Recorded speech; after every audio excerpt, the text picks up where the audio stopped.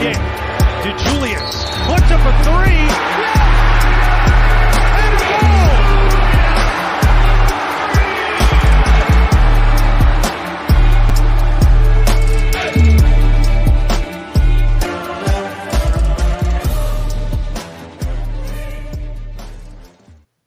It's Bearcat Blitz time on the Believe Network. Whether you're checking us out on the YouTube page, Talking Cats with Russ Heltman, on Valley Sports Ohio. Thank you all to everybody for tuning in on the TV channel there or on podcast platforms. We can't thank you all enough for checking out Bearcat Blitz, sticking with us through some rough major seasons in the sporting fields of Cincinnati.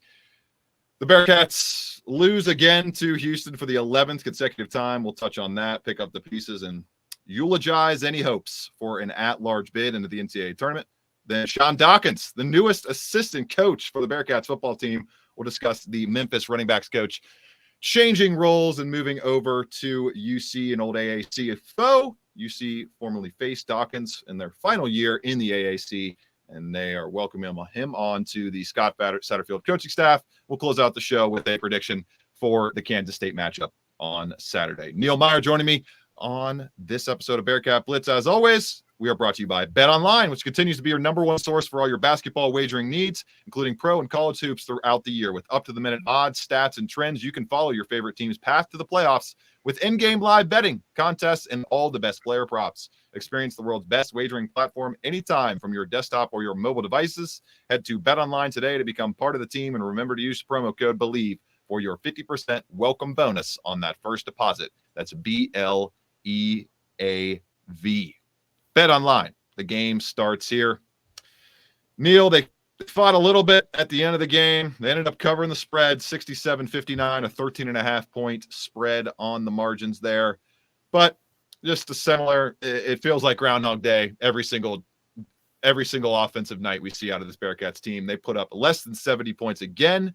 They put up another 50-piece in a Houston matchup, and it's another instance where this program is not close to beating Houston in another season.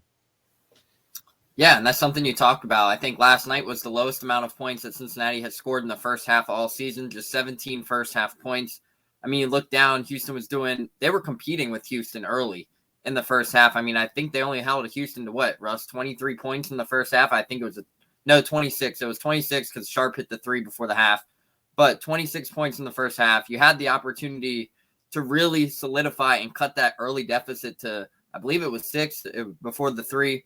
Then with 4 seconds left before the half, I just don't think you can allow that great of a look ending the half to bury the three. And I think from there, that's when momentum started going. But they were getting stops early in this one. They just weren't able to rely and compete on the other end and score buckets on the offensive side. I mean, anytime you hold Houston to 26 points in the first half, Jamal Shead was held scoreless, 0 for 7 in the first half, which, Russ, I think we talked about this on the last show that Jamal Shead wasn't going to have one of those nights where he struggled to shoot the ball like he did in the first matchup, going 6 for 25, and he starts the game 0 for 7, but he impacted this game in many different ways. He had 6 assists in the first half, which was crazy. But overall, just the second half, the first half struggles is what carried over this one. You shoot 26% roughly in the first half.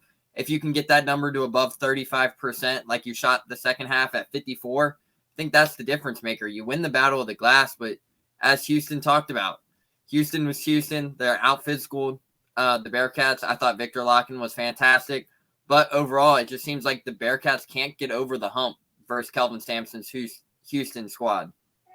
67-59. They outscore Houston 42-41 in the second half.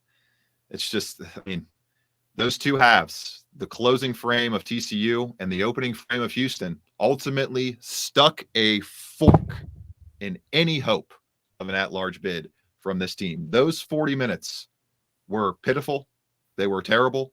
And they ultimately end the at-large bid hopes for the Cincinnati Bearcats. Just, I mean, I think they had 39. What do they have?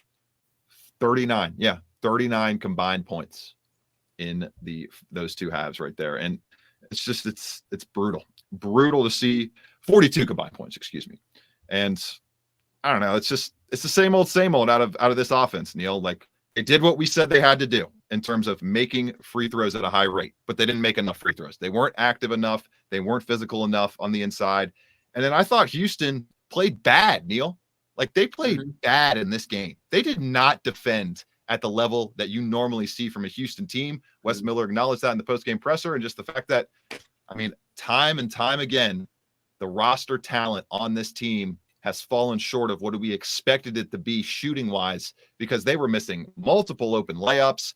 They were missing wide open jump shots all over the place. I mean, John Newman III, I think something's got to be going on with him, Neil. There has to be some kind of nagging injury or something happening, because he has been a non-factor over the past few games, not even close to the offensive impact that we normally see and have seen from Newman when he's healthy throughout his career. 1 of 6 from the floor in this game. And you have a 3 of 8 performance from Daniel Skillings, just not efficient enough from him. Day Thomas, not efficient enough. 2 of 9 outing from him. I thought, as you mentioned, the bigs played well. The bigs did what we thought they needed to do, but the backcourt play just continues to not match up when the bigs play well. It's just a mixture of bad potions, so to speak, each and every game for those two sides. And Victor Lockett, I thought he was the player of the game for Cincinnati. 5 of 6 from the floor, 9 rebounds, did have 4 personal fouls, but only 1 turnover. Was able to hit 1 of his 2 free throws. That was great to see, Neil, and I think that's the biggest thing you can take away. The Bearcats covered. They covered the spread. They outperformed what odds makers thought that they would do in this game, but ultimately they have just not outperformed their own projections enough this year to put them in any position to make the NCAA tournament without winning the Big 12 tournament, which we know is an absolute full-fledged long shot. I haven't checked the latest Big 12 tournament odds on the sports books, but I would imagine Cincinnati is at 100 to 1 or higher to win that tournament, seeing as they would have to go 5 consecutive wins in a stretch over 5 days, 5 to 7 days, that is, in a league where they have yet to win back-to-back games, as we have mentioned. 67-59. Neil, anything else big to take away from this one? I mean, another 19 turnovers in the past 5 games. Neil, this team is averaging 16.8 turnovers per game. Not what a Wes Miller coach team is supposed to do historically in his career, and not going to get the job done in terms of a high win rate in the Big 12 with those kind of numbers. Yeah, and that's a positive thing. I'm glad you mentioned Victor Lockett, and I thought this was the performance where it could really bring that confidence back for him. Obviously, he hasn't been the player he was at the beginning of the season before missing the first UCF game due to the illness. It was great to see him kind of have that bounce back performance. It was a lot of people were waiting for it to happen. They were questioning, hey, when would this happen? Would this come sooner? Would this come later? There was a lot of questions on if a performance like that would happen. And then he missed the last 2 games. He comes in, gives good minutes versus TCU. I thought it wasn't many minutes, but I thought he didn't play bad versus TCU. He comes in, makes a big impact. He didn't let Juwan Roberts bully him, and that was something that the first matchup Houston exploited very well, was the mismatch between Juwan Roberts and Victor Lockett. But Victor Lockett, 11 points, 9 rebounds. That's the performance a lot of people were expecting for Victor Lockett through conference play. But I really, truly think that was the performance he needed to bring that confidence back through the final 3 games of the regular season and potentially into Big 12 tournament play. But as you talked about, Russ, turnovers continued to kill the Bearcats. I think there was that one point in the first half, Russ, I think that last segment, they had 5 turnovers going into that last final 4-minute segment, and then they finished the first half with either 10 or 11. You just can't have that versus a very good Houston team. And Houston, I don't think they played well last night. I truly don't. They shot, 30% from the field roughly in the first half. I think they shot around 38% on the game. That's something that's not Houston. They were getting great looks. The shots just weren't falling. And simply even Wes Miller said in the post-game press conference that some of those looks were better looks than they had anticipated heading into this matchup, but still have to knock some of those shots down, especially versus a good team like Houston. And you can't foul 23 times. You just can't do it. You can't do it. Aziz Bandaogo fouls out in this one. He gets maybe the worst flagrant foul call it's not maybe. It is the worst flagrant foul call I have ever seen in my entire life. He literally was like just putting his hands back to box out. It's like he didn't push anybody or anything. I mean, it was barely any contact. Me personally, Russ, there was a lot of acting there. Great acting by Jamal Shed, but that is a typical Aziz Bandaogo rebound attempt. We've seen it all season how physical he is in the paint. That was a horrible call. a horrible call and a call that momentumly changed the game because it sparked an 8-0 Houston run. And in the Big 12, you just got to let that play, in my opinion. You just have to. I couldn't believe what I saw when that happened, and it was just nuts. But Aziz played ultimately well despite fouling out, had 5 rebounds, 100% from the floor. Jameel Reynolds, okay. You'd like to see. I'm wondering, what is it? Is it an aggressiveness issue with Jameel, or is it an ability to get Jameel the ball in his spots issue? That's what I'm wondering here, Neil, because it's just, I really thought we might see 8 to 10 to 12 shots a game out of Jameel Reynolds, working him in the low post, working him on different actions. There just hasn't been a lot of setup offense for Jameel Reynolds, and I'm anticipating that expanding in the offseason once they can kind of confirmed know he's going to be a part of the roster for sure going into next year. But he played decently well, 1 of 2 from the floor, 4 for 4 from the free throw line, 7 rebounds, did have 3 fouls, but just 1 turnover and 6 total points. So you get what you needed out of that front court. You hold Jamal Shed to 2 of 11 from the field. You hold LJ Cryer to LJ 22 Cryer was the points, difference maker but of this one. Yeah, like he ultimately did well, and that didn't really held him to, so to speak, there. But I don't know, man. It's just somebody in the backcourt has to step up. Somebody has to step up down the line here. The young point guards continue to look young. Day Thomas, as I mentioned, 2 of 9 from the floor, 0 for 2 from 3. Again, he struggled. Did do a good job in the assist game, and he did a good job. I thought he tied a career high in assists with 6. Yeah, that's good to see. But Jizzle James, 3 of 9. I mean, your lead guards can't take 18 shots and hit 5 of them night in and night out. It just has to be better. They have to continue to grow, and they'll get more opportunities against Kansas State down the line here. But Neil, ultimately, this team just does not have enough offense to punch its ticket to the dance in this league. And it was another game, one of what will ultimately, in my opinion, I don't think we're going to see him again the rest of the year, but maybe we will. CJ Frederick has only played 15 games this year, one of the best, most effective offensive players on the team when he was able to get healthy and consistent minutes. That's just not an option for them right now, and they have no reliable three-point shooters outside of Simas Lukosius. He has hit multiple threes in 5 consecutive games. No other Bearcat can say that, and he was the only Bearcat that hit a multiple triples on Tuesday night, with Jizzle James and John Newman also hitting 1 3 each. They're not getting enough shooting from this entire rotation to think that they can make some noise, even in the Big 12 tournament, enough to go to the NCAA tournament. Yeah, and as you mentioned, CJ Frederick was unavailable to go for the 2nd straight game. It sounds like it's a setback with the hamstring injury. Obviously, that's what the broadcast said last night. Overall, that's not a good sign, but you got to have more production on the offensive shooting range. Outside of shooting, you got to have something. Simas Lukosius has been willing this team from behind the 3-point line this season, and predominantly all season when the Bearcats need a bucket. It's either Simas Lukosius or Dan Skillings that are taking it. But outside of that, there's got to be somebody that else can really step up and take that scoring responsibility. I mean, Dan Skillings was held to just, I believe, 8 points last night. I think he went 8 and 8. But overall, Dan Skillings had a rough shooting night. I believe he was 3 for 9 from the field.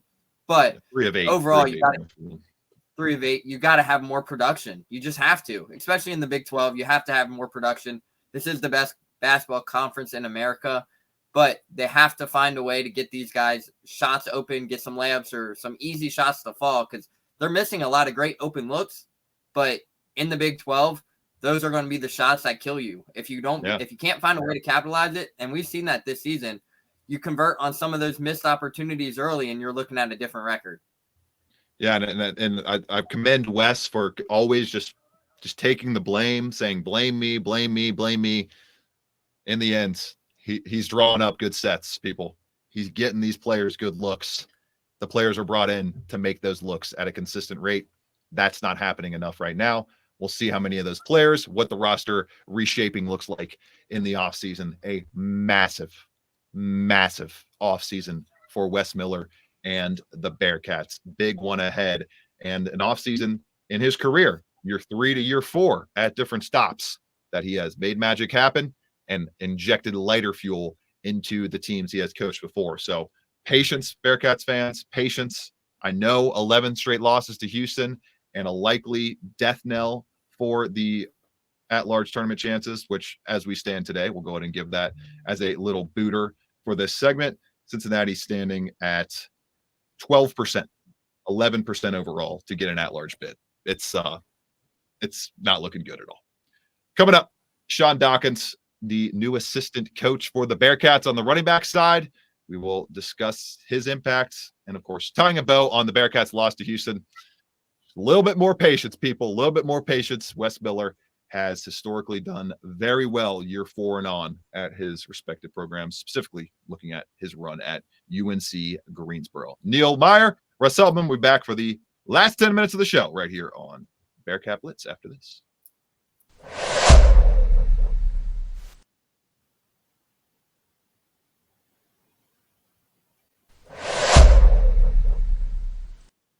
Bearcat Blitz. Speaking of blitzes, Sean Dawkins going to have to teach his running backs to pick some of those up, specifically Corey Kiner and the rest of that new UC crew he is working with coming over from Memphis. So, Neil, looking at the coaching timeline of Sean Dawkins, he had been with Memphis from 2022 and the 2023 season, was heading into his 3rd season before he got plucked away by Scott Satterfield. Was run game coordinator at Charlotte in 2019 to 2021, was an assistant running backs coach at UT Chattanooga, Austin P State, and Troy in 2014, 2017, and 2018. Also was the run game coordinator and running backs coach at Murray State 2015 to 2016. Did a really good job this past year coaching a all AAC first team back in Blake Watson, 1,152 yards, nice average on 192 rushes or 192 total rushes, along with 14 touchdowns. He ranked 8th nationally in the entire college realm with 17 total touchdowns on the board. So he's got a good idea about how to teach guys to work their way into the end zone, how to get the most scoring chances out of his players. And I think it's another good hire on paper by Scott Satterfield as he tries to continue building this program from a really tough scenario, triple threat scenario problems heading into 2023. Yeah, and Russ, this was something we talked about on the last show, was when would this hire come, especially with spring ball that is getting ready to kick off here shortly. Kind of right when we thought it would happen. Yep, and this is another hire from Scott Satterfield that, as we talked about, Russ, was outside of the Appalachian State family tree, basically out there that most of people know. He plucked outside of that Appalachian State tree. You get Sean Dawkins. I think this is a great hire. I mean, you watch what he was able to do with Blake Watson, an example. I mean, you look down, if you're Corey Kiner, you're pretty happy to see a guy getting 17 touchdowns as a running back, and especially versus a very familiar foe in Memphis. The Bearcats are familiar with what he has been able to do, especially during their time in the AAC together, and Watson's 2 seasons there before the Bearcats left for the Big 12. But personally, I like this hire. I really do. I think this could be a great hire for guys like Corey Kiner, Evan Pryor, Chance Williams out of Grambling State. Yeah. I really like this hire. I really do. And the reason why is because he knows how to get his running backs involved. I mean, he's been a running back coach for over 15 years at all of his stops. He was a former running back at Troy University throughout his playing days. And this is a guy who's known success. He knows what it takes to run the ball in the Big 12 and high-level conferences. Obviously, through Memphis, Memphis has ran the ball predominantly well for Cincinnati over the last 2 seasons in their matchups. And Memphis ran the ball well this season. And that was the bread and butter for Memphis, and it started there. And I think this is a great hire. I mean, it's a hire where he didn't have to go far down the road. I mean, Memphis is right down the street, and it's a great hire, in my opinion. Russ, we talked about it, that he really wanted to take the due diligence and do this process right in the hiring of Tyson Vite. He did the same thing here. The exact same thing here. He wanted to explore all of his options. I'm sure there was plenty of good options. But me personally, I like this hire right now with spring ball getting ready to wrap up. I'm sure if you're Corey Kiner, Evan Pryor, and Chance Williams, you're pretty happy about what is being brought here to Cincinnati in Sean Dawkins. Interested to see how they change the run game this year with assumingly Brendan Sorsby at quarterback. They're going to go through a competition, so to speak. It would take a lot of bad play for Brendan Sorsby to not get that job, in my opinion. how they change the run game overall with a little bit more of a power running quarterback as opposed to a dual threat kind of agile, although people would say that Emory Jones was less agile than they expected him to be, but people get the drift that I'm picking up here. So will they mix in and still continue to use the pistol at a high rate? How will they change up the formations? Interested to see how Sean Dawkins is going to impact that. And on top of that, Neil, Corey Kiner, only 5 rushing touchdowns last season. Not only 5. 5 is a respectable number, but you see that 17 total number from Jalen Watson at that Memphis mark. Oh yeah, like you said, great note there about how that has to make Corey Kiner's eyes light up. And will this be able to help the Bearcats retain their top recruit in the 2025 class as of right now? It's Josiah Johnson, correct, Neil? He's their top rated recruit as we sit here today. So still committed. That's great news. We didn't have to come on here and talk about that at all over the last week or so. Anything about Zion Johnson decommitting. Nothing has come out from that front. So that's good to see. And this gives Dawkins a chance to get right in there and get that relationship started with Johnson to be able to retain him for the 2025 recruiting class and keep this stable of running backs churning forward. And where we stand today, Neil, give a kind of look at the running back room in total. Corey Kiner is going to be your top guy. He's going to be your number one option out there. He's going to be the bell cow back, in my opinion. And then you got Evan Pryor as the kind of change of pace, probably more, Neil, the third down scat back guy, catching passes out of their backfield, moving him around the formation more, maybe putting him in the slot some, just getting his athleticism into the action of the offense as much as possible. And then Chance Williams, I would imagine, is going to be more that change of pace back, give Kiner a bit of a breather, and maybe if he pops enough, he can work himself into a kind of 1-2 punch lightning and thunder roll with Kiner. And you got Manny Covey and Jacorian Caffey as redshirt freshmen and regular freshmen, incoming true freshman Jacorian Caffey. So I think it's a sound running back room right now, and it's a running back room that Dawkins should be excited to coach, and that the running backs should be excited to have this coach coaching them. We'll see how he impacts the squad starting in next 10 days or so. We have dates as media for when the spring practices are starting. I'm excited to get out there for those over the next couple of weeks. Quick preview of Kansas State coming up.